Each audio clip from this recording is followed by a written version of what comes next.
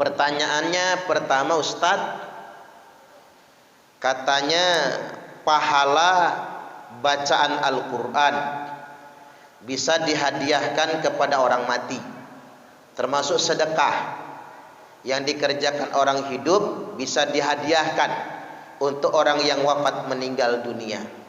Padahal ada hadis yang mengatakan amal mayit itu terputus kecuali 3 perkara. Ini minta penjelasannya. Pertanyaannya yang kedua, ada yang mengatakan tahlilan itu bagian dari niyahah, ratapan. Sehingganya mengadakan acara kenduri tahlilan itu hukumnya haram karena termasuk ratapan. Nah, 2 pertanyaan ini akan kita jawab terlebih dahulu. Jadi pertanyaan yang pertama, hadis mengenai terputusnya amal anak Adam kecuali 3 perkara. Saya langsung rujuk ke keterangan dulu ya Bu ya. Diriwayatkan dari Abu Hurairah radhiyallahu an, beliau berkata, anna Rasulullah sallallahu alaihi wasallam, sesungguhnya Rasulullah sallallahu alaihi wasallam beliau bersabda, idza matal insan, apabila mati seorang manusia, atau dalam bahasa yang lain begini, idza matabnu Adam, apabila mati anak Adam, in qata'a anhu amaluhu, terputus atasnya amalnya sendiri. Saya harus tambahkan kata sendiri ya Bu, karena bahasa Indonesia itu harus lebih detail menerjemahkan bahasa Arab. Terputus baginya amalnya sendiri. Illa min talatatin, kecuali 3 perkara, yakni sodakotin jariyatin, sodakoh jariyah 1, aw ilmin yuntafa'u bih, atau ilmu yang semasa hidupnya ilmunya ini bermanfaat, yang dia ajarkan, yang menghasilkan kemanfaatan, aw waladin sholihin yad'ulah, atau anak yang solih yad'ulah, yang senantiasa mendoakannya. Sahih Al-Bukhari, Sahih Muslim maksud saya, nomor hadis 3084. Baik, dalam kitab Ar-Ruh, kitab Ar-Ruh ini adalah karya Ibnul Qayyim Al-Jauziyah. Dalam kitab Ar-Ruh halaman 146 dikatakan oleh Imam Ibnu Qayyim, fa innahu sallallahu alaihi wasallam lam yaqul in qata'a intifa'u.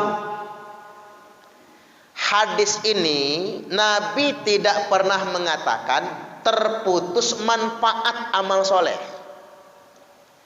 Dalam hadis itu Nabi tidak pernah berkata terputusnya manfaat dari amal soleh. Wa innama akhbaro aning qita'i amalihi. Hadis ini semata-mata hanya mengabarkan. Ini ulama ini yang menjelaskan, ulama besar di kalangan mazhab Hambali.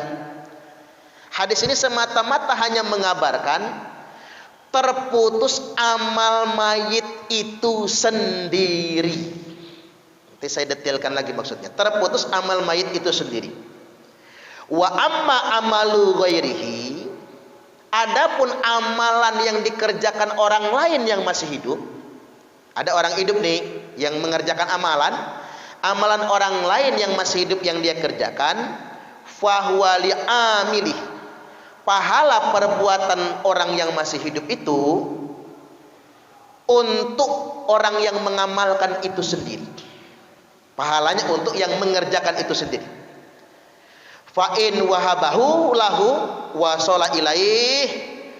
Namun apabila orang yang masih hidup itu beramal, wahabahu, lalu dia memberikan, menghibahkan, menghadiahkan lahu untuk si mayit. Bahasa kitanya apa, Bu? Ngirim, ya. Ngirim pahala, menghadiahkan pahala, menghibahkan pahala amal yang dikerjakannya untuk si mayit. Wa shala ilaihi tawabu amalil amil, maka sampai untuk mayit amalan yang dikirim, yang dihadiahkan oleh orang yang beramal yang masih hidup itu. Ini jelas. Ar-Ruh halaman 146 dari Al-Imam Ibnu Qayyim Al-Jauziyah, ulama besar di kalangan madhab Imam Ahmad Ibnu Hanbal, madhab Imam Hambali. Jadi begini, yang ibu-ibu harus cermat dengan hadis ini. Idza matal insan, apabila mati seorang manusia, mati anak Adam, inqoto'a, terputus, anhu atas dirinya, amaluhu amalnya sendiri. Jelas ya, Bu? Dia buat pemirsa YouTube juga jelas kan? Yang putus itu bukan amal orang, amal sendiri. Bahasa sederhana saya apa? Orang mati nggak bisa beramal lagi. Betul nggak, Bu? Orang mati nggak bisa beramal lagi. Maka terputus, namanya udah mati. Sholat nggak bisa lagi, udah mati.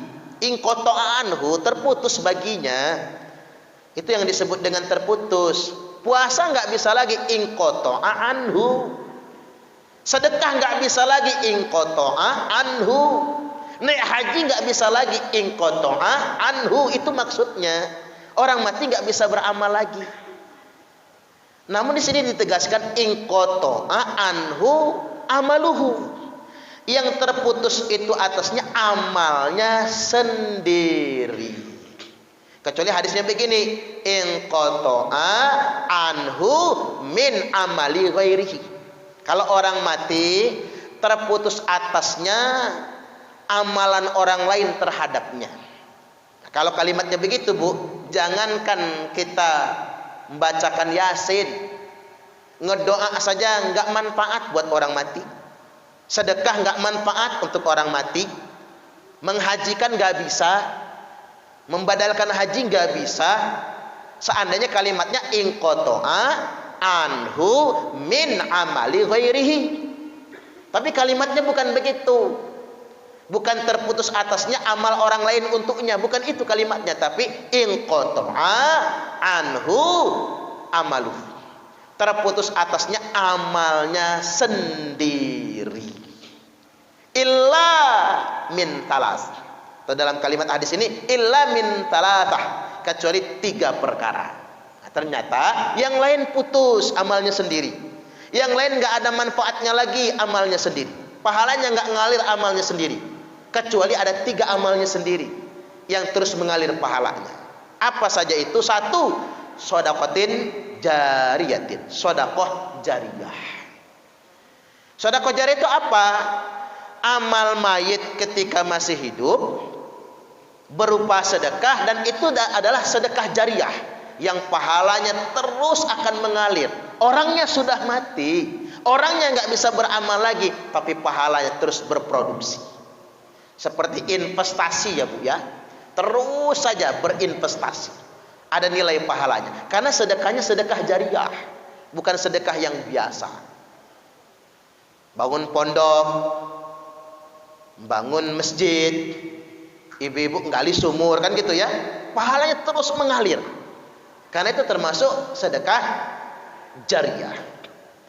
Yang kedua, aw ilmin yuntafa'u bih, atau ilmu yang bermanfaat. Maksudnya begini, banyak orang berilmu, Bu, tapi nggak diajarkan pada orang kan. Ilmu ada tapi nggak ngajar. Ilmu mah penuh di otaknya. Mungkin sekolahnya tinggi tapi tidak dimanfaatkannya untuk mencerdaskan orang. Dia simpen aja ilmunya buat dia sendiri. Itu bukan ilmu yang manfaat. Yang dikatakan di sini ilmu yang diajarkan itu minimal. Seorang ustadz hafal Quran, mengajar santri, santrinya menghafal Quran juga.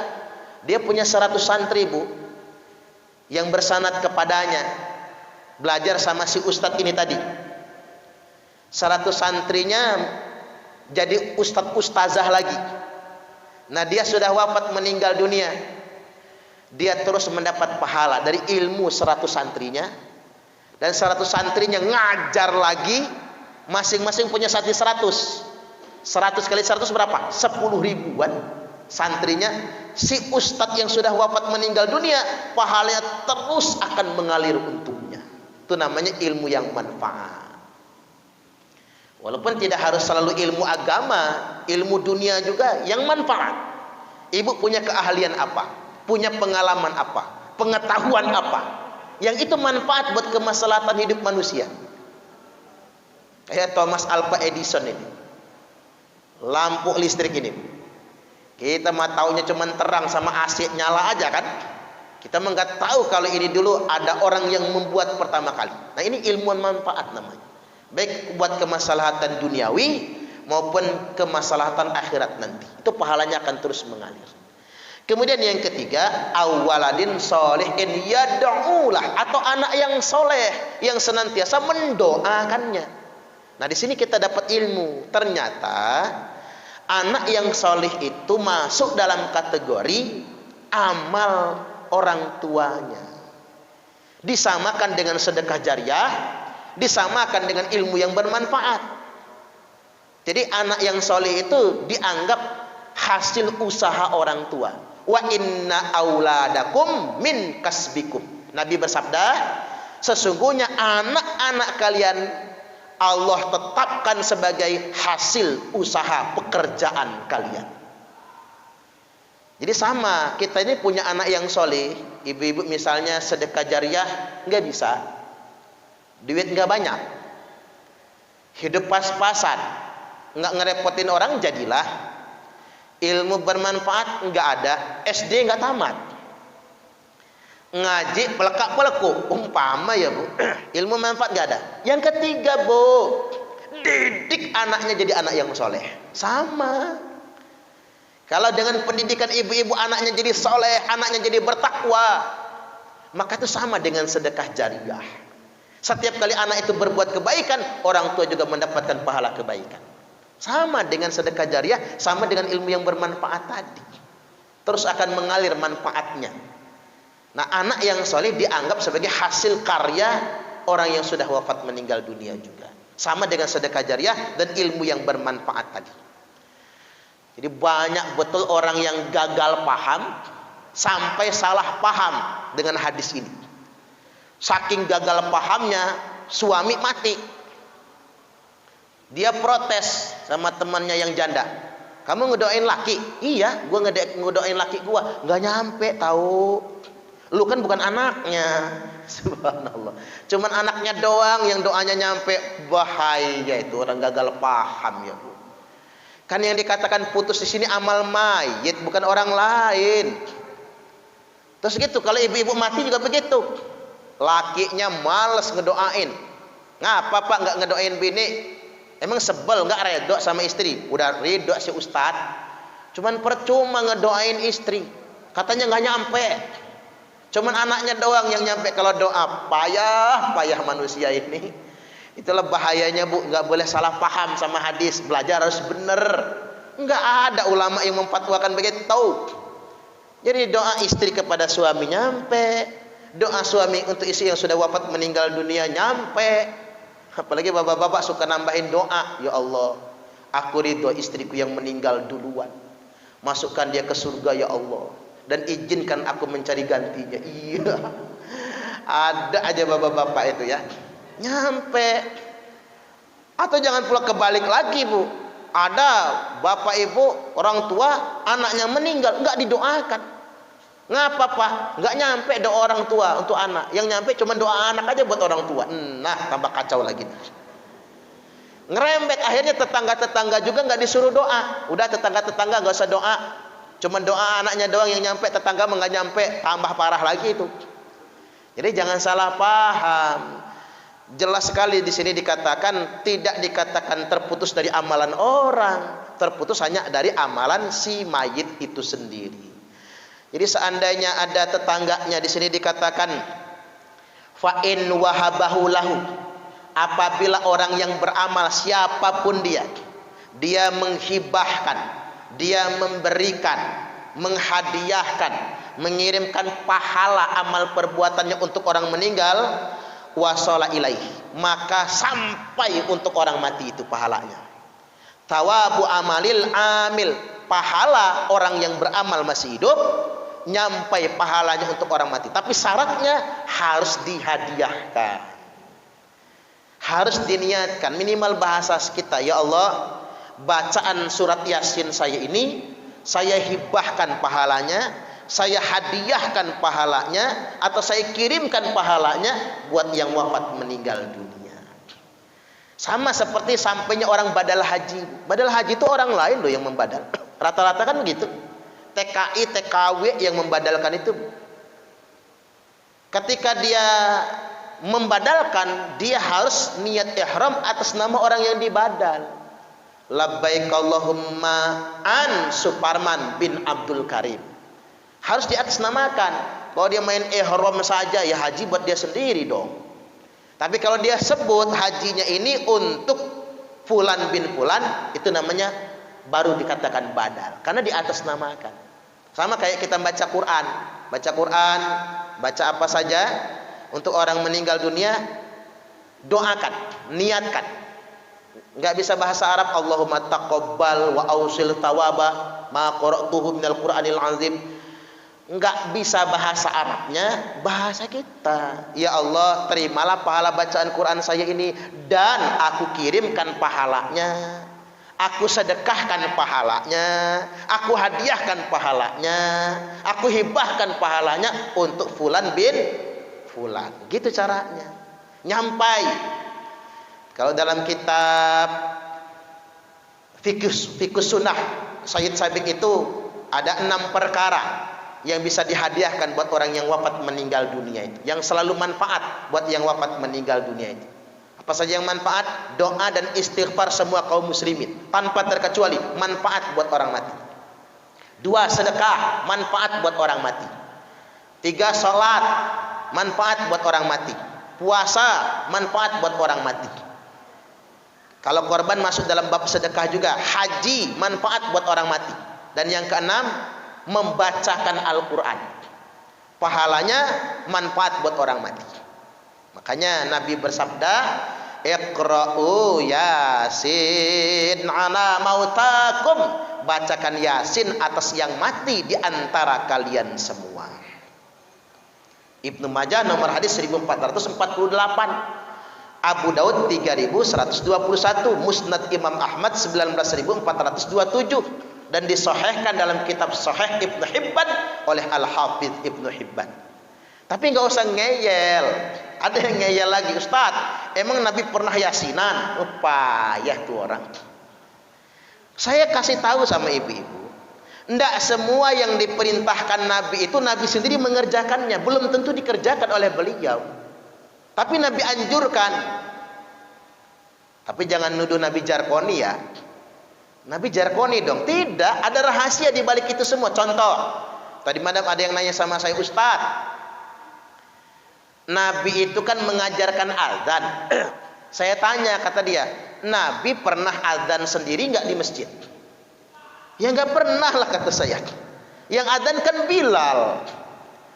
Jadi jangan sampai orang mikir Nabi itu nyuruh-nyuruh azan, dia aja nggak pernah azan. Ngelunjak tuh orang ya. Nggak selalu logikanya begitu. Saya ambil contoh lagi sederhana. Nabi itu mengajarkan pamannya Abbas bin Abdul Muthalib sholat tasbih. Tapi tidak ada satupun riwayat yang mengatakan Nabi sendiri mengerjakan sholat tasbih. Belum ada riwayat. Bolehnya jadi Nabi hanya mengajarkan buat sahabat, tapi Nabi nggak kerjakan. Boleh jadi Nabi nggak kerjakan, tapi tidak ada yang mengetahuinya. Boleh jadi Nabi mengerjakan, tapi orang nggak tahu. Kan begitu kita berpikirnya. Sama kayak sholat Isra ya Bu ya. Ada anjurannya dari Nabi. Tapi sahabat bersaksi belum pernah melihat Nabi sendiri yang melakukannya. Nah, ada hikmah di balik itu semua. Sesuatu yang Nabi sendiri nggak kerjakan belum tentu bid'ah, karena Nabi menganjurkannya. Masa-masa itu memang belum wayah-wayahnya kan. Saya ambil contoh sederhana tadi, membaca Yasin. Nggak usah tanya, Ustadz, waktu Khadijah wafat Nabi Yasinan enggak? Ngelunjak tuh orang ya. Itu namanya bani ngeyel merengkel, ngotot ngetet ngeyel merengkel. Jangan. Kalau sudah ada anjurannya, enggak perlu ngeyel sampai ke sana, amalkan saja. Begitu cara kita. Sampai kayak puasa Tasu'a. Nabi itu enggak pernah mengerjakan puasa Tasu'a. Puasa hari ke-9 bulan Muharram. Karena ngapa? Nabi baru bercita-cita, kalau umurku sampai di tahun depan, kata Nabi, aku pengen berpuasa Yaumut Tasi', hari ke-9.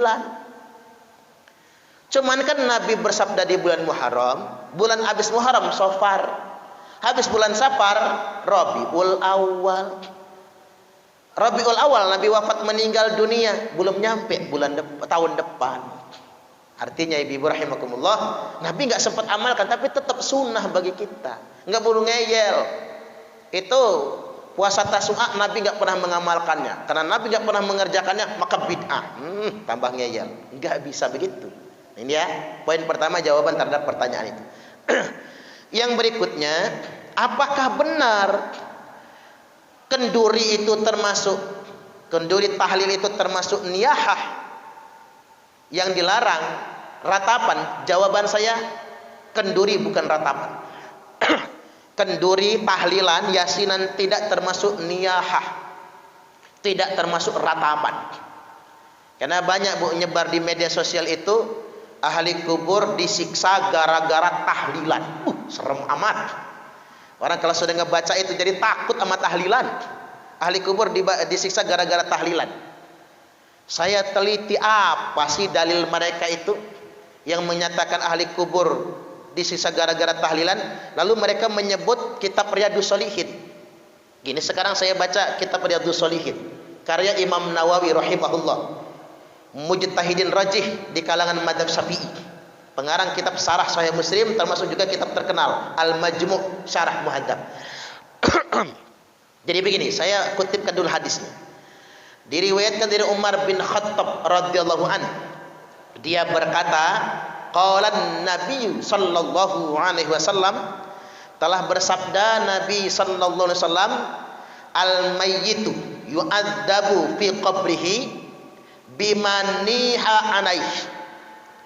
Al-mayyitu, mayit, ahli kubur maksudnya, yu'adzabu fi qabrihi, diazab di dalam kuburnya. Woi, ini ternyata Bu, dalil dia orang ahli kubur disiksa gara-gara tahlilan. Sesungguhnya ahli kubur itu atau mayit diadab di dalam kuburnya bimaniha anaih, atas ratapan kepadanya, atau ratapan keluarganya atasnya. Hadis ini muttafaqun alaih, Sahih Bukhari, Sahih Muslim. Loh, nggak ada kata tahlilan kan di sini? Ahli kubur disiksa gara-gara niyahah, gara-gara tahlil, gara-gara ratapan keluarganya. Bukan tahlilan. Itu orang nipu banget ya, saking nggak sukanya sama tahlilan gitu. Dia gunakan bahasa itu. Baik, saya bacakan hadis satu lagi. Maniha anaih fa innahu yu'adzabu bimaniha anaih yaumal qiyamah. Barang siapa yang meratapi ahli kubur, barang siapa yang meratapi ahli kubur, maka Allah Subhanahu wa taala akan mengadab sebab ratapan tersebut kepadanya nanti pada hari kiamat. Jadi di kubur disiksa, di hari kiamat nanti juga disiksa. Segininya. Makanya orang-orang itu mengatakan ngikut acara tahlilan itu membuat ahli kubur disiksa, membuat ahli kubur dan orang yang tahlilan itu disiksa juga di neraka nanti di hari kiamat. Ini orang menyebalkan sekali. Baik, saya ingin pertegas, apa sih yang disebut dengan niyahah? Apa sih yang disebut dengan ratapan tersebut? Imam Nawawi menjelaskan, Niyahah itu ada 3. 1, as-saliqah. Apa itu as-saliqah? Allati tarfa'u sautaha bin niyahati wan nadbi, yakni mengangkat suara. Tarfa'u sautaha ini penisbatannya kepada istri. Istri yang mengeraskan suaranya. Bahasa kitanya apa? Meraung-raung. Tahu meraung-raung enggak? Nangis adu biung. Raung, raung, raung misalnya. Nangis adu biung. Wuh, wuh, wuh, wuh. Meraung-raung. Itu yang disebut dengan as-saliqah. Si istrinya allati tarfa'u sautaha, si istrinya mengeraskan suara tinggi-tinggi, meratap, meraung-raung, bin niyahah dalam rangka meratap, wan nadbi atau ucapan-ucapan penyesalan. Jadi, begitulah gambarannya. Kemudian yang berikutnya, yang kedua, wal haliqah. Yang disebut dengan niyahah adalah al haliqah. Apa itu? Allati tahliku ra'saha ingdal musibah. Wanita yang sengaja menggunting-gunting rambutnya secara acak karena saking sedihnya kena musibah itu. Udah kadang janda ini jelekin aja nggak apa-apa, potong-potong ya Bu. Ada nggak yang pernah kayak gitu? Nggak ada kan? Dosa kalau ada yang begitu. Itu yang disebut dengan niyahah, ratapan. Kemudian yang berikutnya, yang ketiga, wasyaqqah. Apa itu? Allati tasukku taubaha, yakni perempuan yang merobek-robek pakaiannya. Kan ada sih Bu, kejadian saya pernah ngelihat, istri ditinggal suami meninggal, jedutin pala ke dinding, gampar-gampar muka, bajunya disobek-sobekin. Nah itu termasuk niyahah, termasuk ratapan. Dan ahli kubur disiksa gara-gara ratapan keluarganya, terutama ratapan istrinya. Makanya kalau ada orang meninggal, ada yang menangis meraung-raung kayak gitu Bu, marahin. Nggak boleh yang kayak gitu, berlebih-lebihan. Nah saya tanya sama ibu-ibu sekarang, kira-kira nih waktu tahlilan ada nggak yang meraung-raung? Nggak ada. Ada nggak yang motong-motong rambutnya acak-acakan? Nggak ada. Ada nggak yang merobek pakaian? Nggak ada. Lo ngapa mereka nuduh tahlilan menyebabkan ahli kubur masuk neraka? Payah orang itu. Jadi demikian jawabannya.